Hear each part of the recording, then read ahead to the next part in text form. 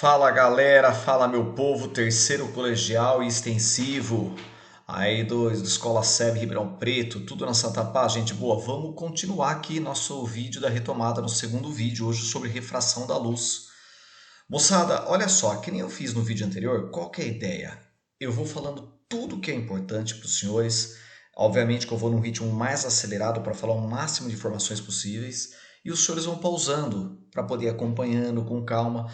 Em termos de incidência, a refração da luz tem muito mais conteúdo que reflexão da luz. Cai mais pela quantidade de matéria que tem. Então, tem muitas coisas para nós falarmos. Obviamente que eu vou chegar até um determinado ponto, que é o ponto que nós estamos agora, que aí já não vai ser mais retomada, que aí já vai ser a matéria que nós vamos estar fazendo aí junto com os senhores online. Então, a ideia é retomar o que nós fizemos aí no primeiro semestre e vendo as coisas mais importantes. Eu vou mais devagar naquilo que é mais importante e vamos lá. Eu vou minimizar aqui minha câmera e eu vou conversando com os senhores. Vamos começar, queridos. Olha só, vamos começar pela definição de refração luminosa. Eu tenho, por exemplo, e os senhores estão vendo ali, ó, por exemplo, imagina do ar para a água. Tem a normal, o senhor já sabe o que é normal, que na realidade é uma linha que traça, ela vai na realidade ser perpendicular à superfície e separação, por exemplo, que nem eu falei para os senhores, ar e água, né? Então, sempre fazendo 90 graus, por exemplo, eu estou pegando esse exemplo aqui, ar e água. E aí, JG? Aí eu tenho um raio de luz. Esse raio de luz está indo do ar para a água. E o que acontece? O que acontece é que, na realidade, ele poderia passar de uma maneira sem sofrer desvio. Mas aí que está a grande sacada. Ele tem um ângulo de incidência sempre com a normal e, de repente, ele sofre uma refração. Ele passa para a água. Refratar é isso. E aí, professor? Aí ele vai ter um ângulo de refração. Então, para lá, afinal, o que é o conceito de refração? É isso aqui, ó, é uma mudança de meio que sempre vem acompanhado com uma mudança de velocidade. O raio de luz, moçada, ao passar do ar para a água, mudou a velocidade. A consequência dessa mudança de velocidade é um afastamento ou aproximação com a normal. Isso é o mais importante. O senhor sabe relacionar. Relacionar o quê? O que vai acontecer na realidade na hora que ele passar do ar para a água? Ele vai se aproximar, se afastar da normal, a velocidade dele aumenta ou diminui, não esquecendo de relacionar esses ângulos com os seus respectivos índices de refrações, que é o que eu quero te falar agora. Então, o que é índice de refração? Olha a teoria. Indica quantas vezes a velocidade da luz é maior que a velocidade da luz no vácuo, em um determinado meio. Então, sempre a fórmula é essa, NC sobre V. O que é esse C, JG? É a velocidade da luz no vácuo. Ela nunca vai mudar. Isso aqui sempre vai ser um valor constante. 3 vezes 10 oitava metros por segundo, ou 300 mil quilômetros por segundo. E esse V é a velocidade do meio. Mas que meio? Depende do que ele está falando. Se ele está levando em consideração para os senhores que na realidade a água, pode ser a glicerina, depende, o vidro. Então vai depender qual o meio que você está levando em consideração. É isso? Sim. Aí eu vou relacionar em função dessa equação. Eu gosto de chamar índice de refração como sendo a resistência óptica, a média dificuldade do raio de luz ao passar naquele meio. O que é importante a gente saber do índice de refração? Olha a definição. O senhor tem principalmente que lembrar do ar e do vácuo, é o mais importante, 300 mil km por segundo ou 3 vezes 10 a oitava metros por segundo, que o índice de refração vale 1. Qualquer outro valor sempre será superior a ele. Então, o meu referencial é o vácuo, sim, senhor. Tanto é que ele vale 3 vezes 10 a oitava. A velocidade do vácuo é 3 vezes 10 a oitava, o n dá 1. Qualquer outro valor é superior a ele. JG, o que acontece se não tem unidades, né? Ele é dimensional, por exemplo, aqui é quilômetros por segundo, aqui é quilômetros por segundo, metros por segundo, metros por segundo. E o que é importantíssimo é isso, já que na realidade isso aqui é uma constante, o índice de refração e a velocidade no meio são grandezas inversamente proporcionais. Moçada, olha que importante, o índice de refração, o local mais refringente, ou seja, com maior índice de refração, tem a menor velocidade de propagação da luz. Olha, por exemplo, o diamante. É o índice mais refringente, 2,42. A velocidade ali, para poder para o raio de luz passar ali na realidade, refratar-se, se movimentar, entre aspas, no interior desse diamante, é muito pequenininha, comparado com a velocidade da luz do vácuo.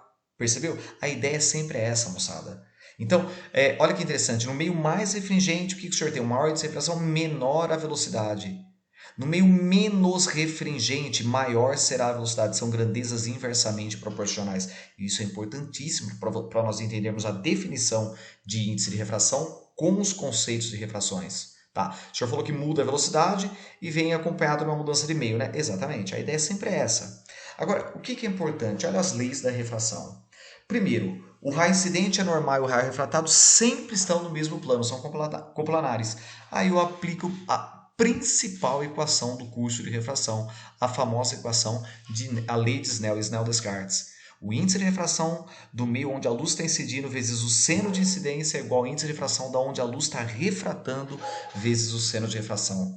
Vamos aplicar isso aqui, moçada, algumas coisas importantíssimas. Dá uma olhada. Por exemplo, eu iria falar assim, ó, vamos partir do pressuposto que o meio 2 é mais refringente que o meio 1. Então ali eu tenho uma fonte de luz primária, por exemplo, um raio de luz, está incidindo. Da onde, JG? Do meio 1 para o meio 2. Tracei a minha normal. E o que eu tenho que saber? Nesse caso, o meio 2 é mais refringente? Aqui está o meu ângulo de incidência. Se não tivesse, na realidade, mudança do índice de refração, ele passaria sem sofrer desvio, mas como refratou-se, mudou o índice de refração, o que acontece? Nesse caso, ele vai se aproximar da normal. É isso, JG? O meio é mais refringente. Você pode falar qual a principal consequência? Sim, já que N é C sobre V, olha que interessante agora, isso aqui é constante, lá no meio 2 ele é mais refringente, a velocidade diminui. Moçada, então não tenha dúvida, toda vez que o senhor estiver fazendo exercício disso, na hora é exatamente o contrário. A velocidade no meio 1 é maior que a velocidade no meio 2. A consequência de mudar a velocidade é exatamente isso, uma aproximação ou afastamento da normal. Nesse caso, a velocidade, o que aconteceu? Na hora que passou para o meio 2, a velocidade diminuiu, aproximou-se da normal. Olha o contrário. Vamos supor que agora o meio 1 é mais refringente que o meio 2. Estou dando um exemplo aí. O que acontece, JG? Se o meio 1 é mais refringente, agora ó, o ângulo de incidência ele vai refratar-se afastando da normal. O ângulo de refração aumenta comparado com o ângulo de incidência. Ô JG, e se por um acaso os índices de refrações forem exatamente iguais? Aí, meu amigo, o que acontece? Aí, na realidade, não tem desvio. Por quê? Porque não vai se aproximar ou se afastar do normal índice de refração mesmo. O ângulo de incidência é exatamente igual ao ângulo de refração, então não vai acontecer absolutamente nada. Ele passa sem sofrer desvio. Percebeu? A ideia é essa. Outra coisa importante para bitolar, para decorar. Olha lá, do mais para o menos. Então aqui a gente não precisa nem falar, né? Se na realidade o N1 é maior que o N2, a velocidade 1 é menor que a velocidade 2. Sempre inversamente proporcionais, hein? Não esquece disso, viu, galera? A ideia sempre é essa, moçada. Tá, vamos retomar então, ó. Se aqui foi, que nem a gente fez aqui, ó, do mais para o menos refringente, menos perto da normal, afastemos. Aqui não, aqui foi do menos para o mais perto da normal, o raio de luz, ou seja, aproximais. Não esqueça dessa dica, não. Uma outra dica para os senhores é a incidência normal. Um raio de luz incidiu aqui perpendicular, exatamente em cima da normal. Perpendicular, na realidade, que está em cima da normal, perpendicular à superfície de separação. Então, ele incidiu em cima da normal, ele incidiu em 0 graus, aqui está normal. O JG, e a refração dele, hein? Como que vai ficar? Opa, em cima da normal. A refração também, o ângulo de refração vai ser 0 graus. Ah, então não teve refração? Não. Se mudar o índice de refração, por exemplo, se mudar o N aí, vai ter refração. Por quê? Porque vai mudar a velocidade, mas não vai ter desvio. Então, não necessariamente precisa ter desvio para ter refração. A principal consequência é a mudança da velocidade. É isso que é importantíssimo para os senhores entenderem.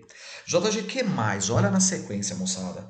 Eu tenho um raio de luz e na hora que ele foi do meio 1 para o meio 2, ele teve uma refração rasante, a gente fala. O que aconteceu? Ele, na realidade, foi do meio 1 para o meio 2, só que ele não refratou-se para o meio 2 totalmente. Ou seja, ele ficou ali na superfície de separação. Sabe o que é interessante falar disso? Isso é o que a gente chama de ângulo limite, moçada. E aí o que acontece? Para isso ocorrer, sempre vai ser uma situação do meio mais para o meio menos refringente. Cada vez mais o raio de luz vai se afastando da normal, até acontecer essa refração rasante, que a gente usa só para efeitos de cálculo. Na prática, ela não existe, mas para efeitos de cálculo a gente usa. Por que é para efeito de cálculo? Para provar a equação que eu vou provar agora para os senhores. Agora, o que é importante é isso aqui, ó. Olha com bastante calma.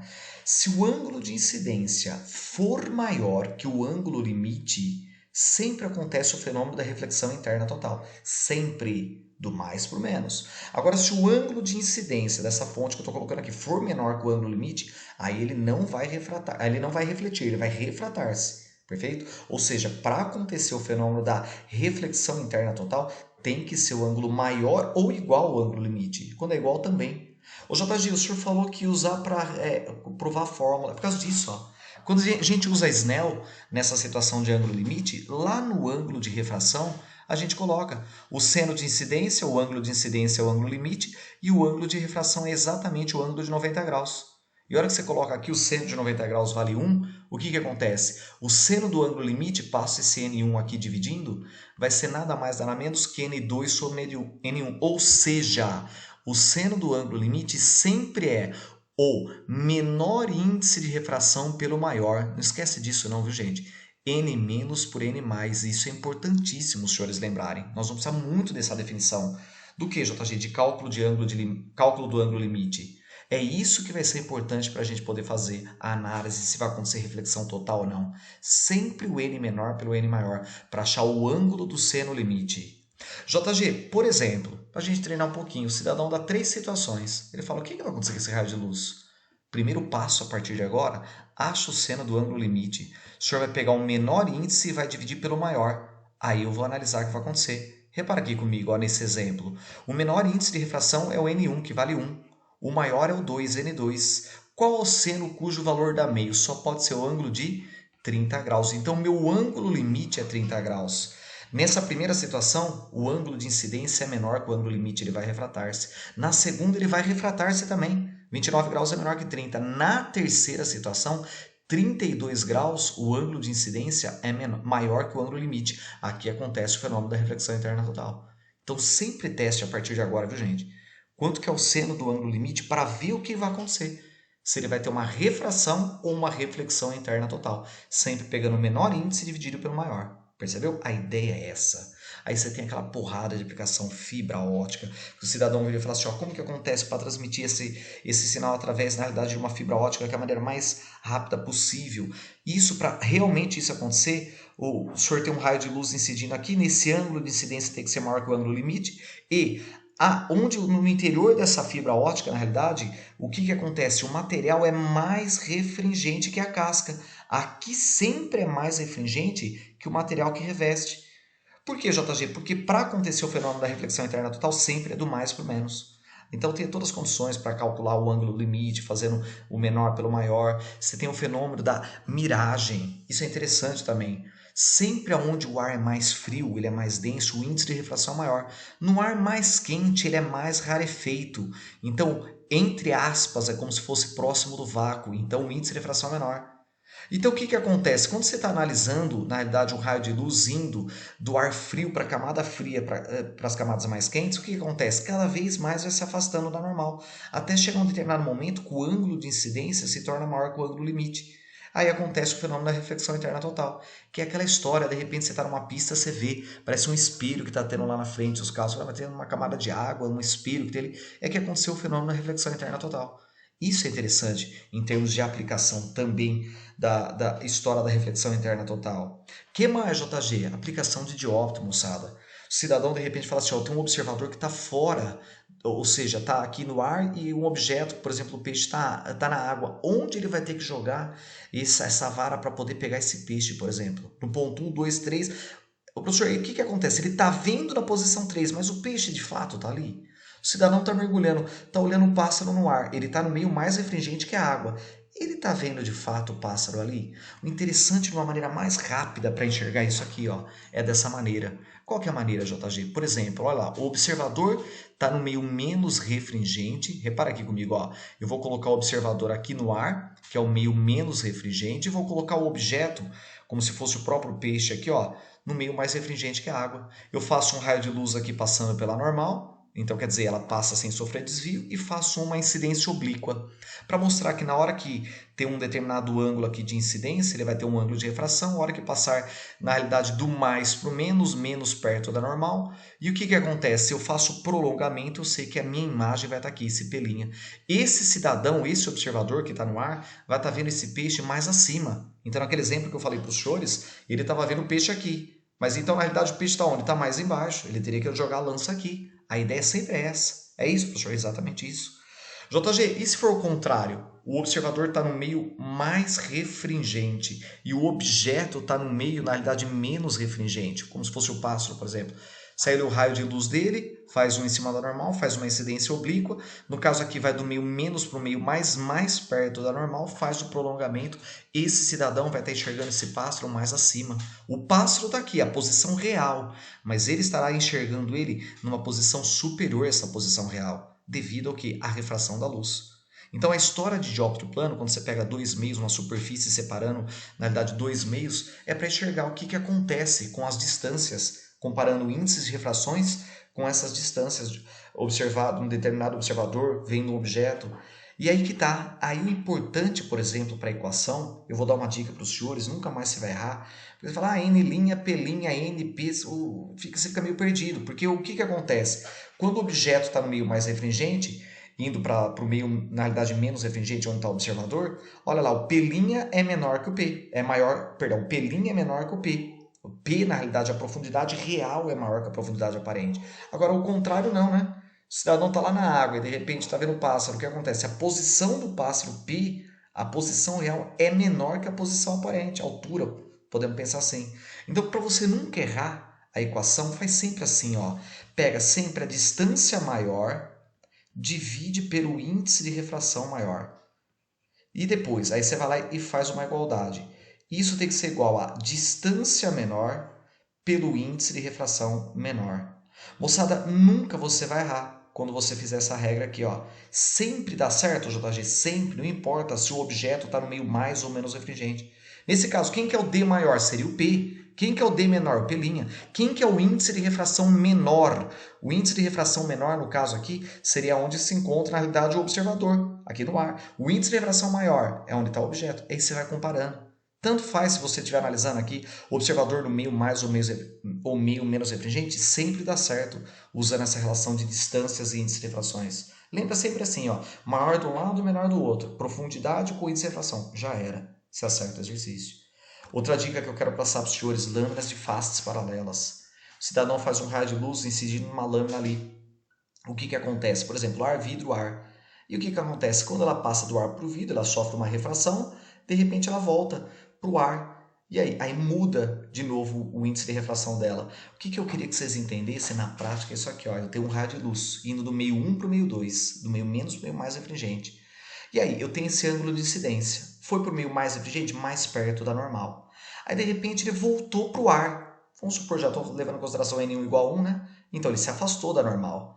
Agora, o que é importante a gente comparar esses ângulos? Por exemplo, ele chegou com 60 graus. Se eu aplicar Snell, 1 seno de 60, N2, que é a raiz de 3 seno de R. Seno de 60, raiz de 3 sobre 2, a hora que você cortar esse raiz de 3 dá meio. Acabei de enxergar que ele vai refratar-se com 30 graus. Olha lá. Então, beleza, chegou com 60, refratou-se com 30. Mas dá para enxergar que aqui na segunda face, a face de baixo desse prisma, só para você aplicar na realidade o conceito de alternos e internos, se aqui é 30 graus, é 30 graus, aqui, esse 30 graus agora vai fazer o papel de incidente. Quanto vai ser esse ângulo alfa? Quando eu aplicar um Snell aqui embaixo, na segunda face da lâmina, repara o que vai acontecer aqui, ó. N2 seno de 30 graus, que é o seno de incidência. N1 seno alfa. Na hora que eu comparo isso aqui, ó, raiz de 3 vezes meio, raiz de 3 sobre 2, dá exatamente 60 graus. Por que eu estou falando isso? Para comparar para os senhores que o ângulo que ele vai chegar na primeira face dessa lâmina é o ângulo que ele vai refratar-se na segunda face. É isso importante. Não tem equações, aquelas muitas equações para ficar decorando, não. É para realmente pegar o conceito teórico, aplicar Snell na primeira face, Snell na segunda face. É o mais importante de lâminas de faces paralelas, sem dúvida nenhuma. Ah, mas não tem nenhuma equação? Tem. Não é alta incidência, mas nós vamos falar. É uma situação que ele fala assim, ó, tem um raio de luz, refratou-se aqui no meio 1 para o meio 2, depois voltou à posição original dele, de acordo com a inclinação original, eu quero que você fale para mim qual que é o desvio que teve esse raio de luz na hora que ele sofreu a refração. Tá vendo esse D? Então isso vai depender da espessura da lâmina. Aí a hora que a gente faz uma relação relação trigonométrica desses triângulos, a gente consegue relacionar. Não, simplesmente, sinceramente, não é nada importante se aprender. Mas vale lá a pena se você quiser dar uma olhada, beleza? O seno desse ângulo alfa aqui, desse primeiro triângulo, é o cateto oposto. O que é esse cateto oposto? O D sobre a hipotenusa, que nada mais é do que o próprio raio de luz aqui atravessando a lâmina AB. Perfeito. Só que o que acontece? Eu vou isolar. Por que isolar? Esse seno, na realidade, de alfa, o que é o alfa? Tudo isso aqui é incidente, tudo isso aqui na realidade seria também. O oposto pelo vértice seria o ângulo de incidência. Então o alfa nada mais é que o incidente menos o ângulo de refração. Perfeito? Eu só fiz aqui, ó, uma relação. Ó, se fosse oposto pelo vértice, seria isso aqui. R mais alfa é igual ao ângulo de incidência. Então, o que eu fiz? Eu isolei. O que é o alfa, na realidade? É o ângulo de incidência menos o ângulo de refração. E joguei na fórmula. Aí, a hora que eu jogar isso aqui e fazer mais uma relação geométrica no segundo retângulo, olha o que vai acontecer. No segundo triângulo, o senhor vai chegar nessa relação aqui. Ó. Agora, eu vou fazer uma outra relação aqui. Compara aqui comigo o que vai acontecer. Ó. Eu vou fazer uma relação em termos de cosseno nesse outro triângulo de baixo. Na hora que eu estiver fazendo isso aqui, ó, compara aqui ó, comigo, o que vai acontecer? O cosseno do ângulo R nada mais é do que a espessura, que é ela que é meu referencial, sobre o mesmo hipotenusa AB. Na hora que eu faço isso aqui, moçada, interessante você enxergar que, que o conceito do lado AB é o mesmo, né? Essa hipotenusa que nós estamos levando em consideração. Aí a hora que eu comparo, eu chego na equação do desvio lateral. É muito importante? Não, mas vale a pena comentar também para os senhores numa equação do desvio, tá bom? Por fim, penúltima coisa, prismas. O cidadão faz um raio de luz incidindo na face de um prisma. Foi do ar para o vidro, por exemplo, refratou-se e depois ele vai do vidro para o ar. Observa na segunda refração, moçada. Observa o que, JG? Porque na segunda refração ele está indo do meio mais para o meio menos.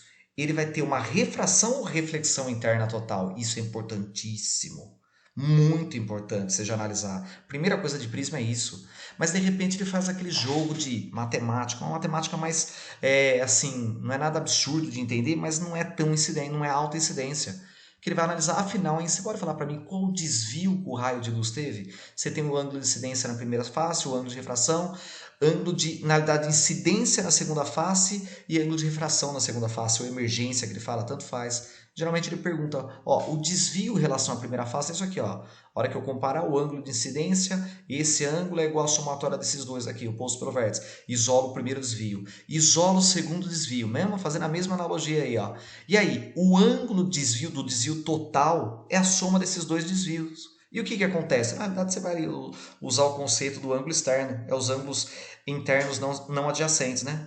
Ô, JG, o que acontece? Aí, na hora que você aplica essa equação, e comparar que o ângulo de abertura, o ângulo de refringência, esse A, ele nada mais é do que R1 mais R2. Isso é legal, importante você saber. Comparar, falar que na realidade esse ângulo de abertura é a somatória desses dois ângulos aqui, R1 mais R2. Dá até para fazer uma relação geométrica aqui. A abertura 90 graus menos R1 mais 90 graus menos R2 igual a 180 graus. Você prova que a abertura na realidade é R1 mais R2. Eu jogo uma equação na outra, eu chego na equação do desvio lateral total. Não é uma equação que você fala assim, nossa, eu tenho que provar todos esses conceitos. De jeito nenhum, para ser bem honesto com os senhores. Eu estou passando para completar toda a teoria, mas não é algo que fala de alta incidência em cair. Esse conceito matemático todo de prismas. O mais importante de prismas mesmo são duas coisas. Além de aquilo lá que eu falei para os senhores, observe se tem uma reflexão interna total. É isso que eu quero te falar agora nesse começo. Depois eu vou falar sobre a decomposição. Olha isso aqui, ó. Observa, por exemplo, ele chegou com um ângulo de 45 graus. Você fez ali e tal. Geralmente é isso que ele trabalha, prisma de reflexão total, 45, 90, 45. Aqui é 45, aqui é 90. Aqui então vai ser 45 graus. Obviamente que o ângulo de incidência seria 45. Aí o que acontece? Para ter o fenômeno da reflexão interna total, esse ângulo de 45 graus aqui incidente, ele tem que ser o que na realidade? Esse ângulo de 45 graus tem que ser maior que o ângulo limite. O seno de 40, aplicando seno no primeiro e segundo membro aí dos dois lados, o seno de 45 é maior que o seno do ângulo limite. Mas o seno do ângulo limite é n menos por n mais. Aí eu consigo comparar. Geralmente é isso que ele fala. Quanto tem que ser o índice de refração, o índice mais refringente para acontecer o fenômeno da reflexão interna total? Aí você vai lá, seno de 45 graus, raiz de 2 sobre 2, maior que tipo 1 sobre o n mais que você quer achar. E você faz a matemática e enxerga isso aí. A ideia é sempre essa, gente. Observe, então, se vai ter o fenômeno da reflexão interna total lá no interior do prisma. Como? Comparando com o ângulo, com a equação do seno do limite no ângulo de incidência sendo maior que ele. Importante, depois que eu falei isso aqui, ó, a decomposição da luz branca. Queridos, o que é importante? O prisma ele tem um índice de refração para cada uma das cores. Então, cada uma dessas cores tem um desvio diferente.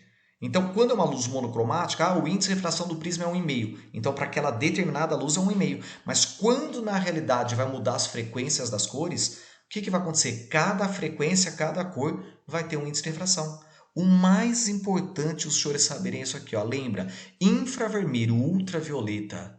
Para falar, por que o senhor está falando isso? Sempre a frequência, ela vai crescendo, isso é importante que eu quero que vocês entendam, do vermelho para o violeta, a frequência, né? Por que o senhor está falando isso? Porque quem tem alta frequência é o violeta, lembra? O ultravioleta, a consequência dele é ter um alto índice de refração. Ou melhor dizendo, as cores com maiores frequências são mais refringentes. E o que acontece? Elas têm maior refringência, consequentemente, elas têm menor velocidade de propagação no interior do prisma, o violeta é que tem menor velocidade lá, e consequentemente são as cores que mais desviam, sofrem o maior desvio.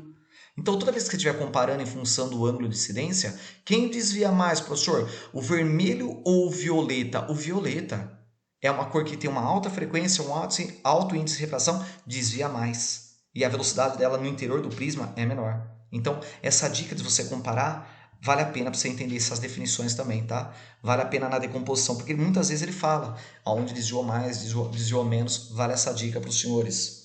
Por fim, a gente acaba aqui, queridos. Lentes esféricas. Aqui está o canal de refração da luz, gente.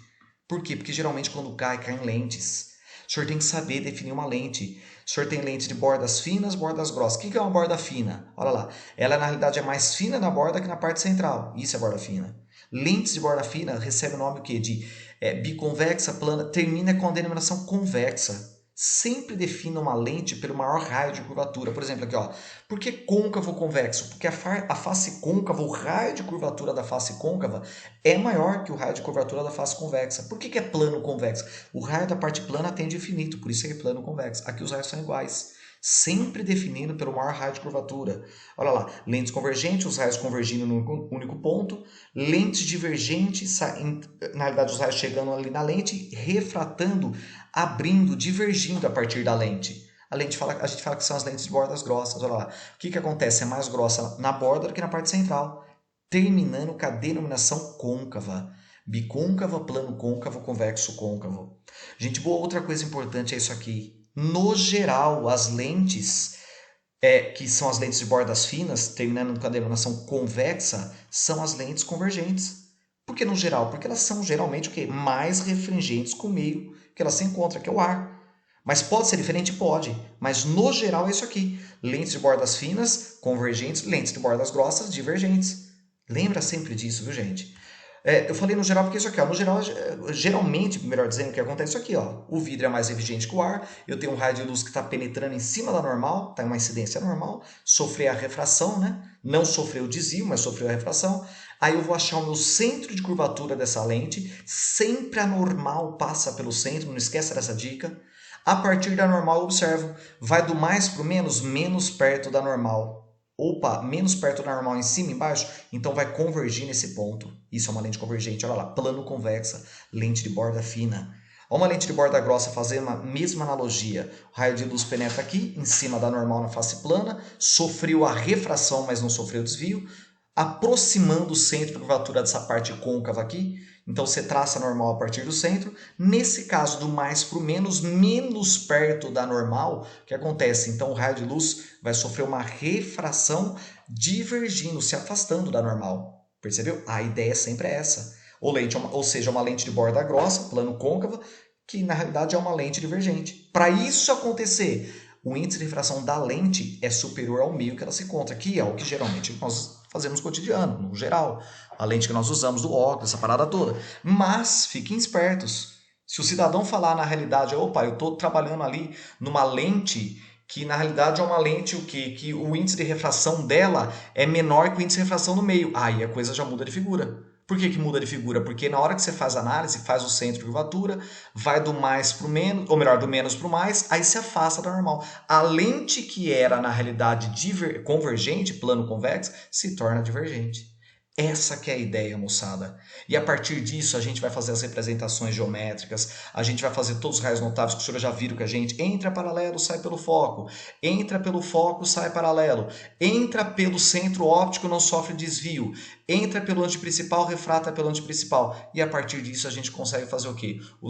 Com os raios notáveis, formar as imagens na lente. É isso que é o importante do primeiro semestre que nós tivemos. Muito bem, gente, eu acabo por aqui. Desejo ao senhor, tomara que o senhor tenha entendido tudo que eu falei. Se Deus quiser, a gente continua aí nas aulas online depois, ok? Posteriormente, um grande abraço aos senhores, valeu!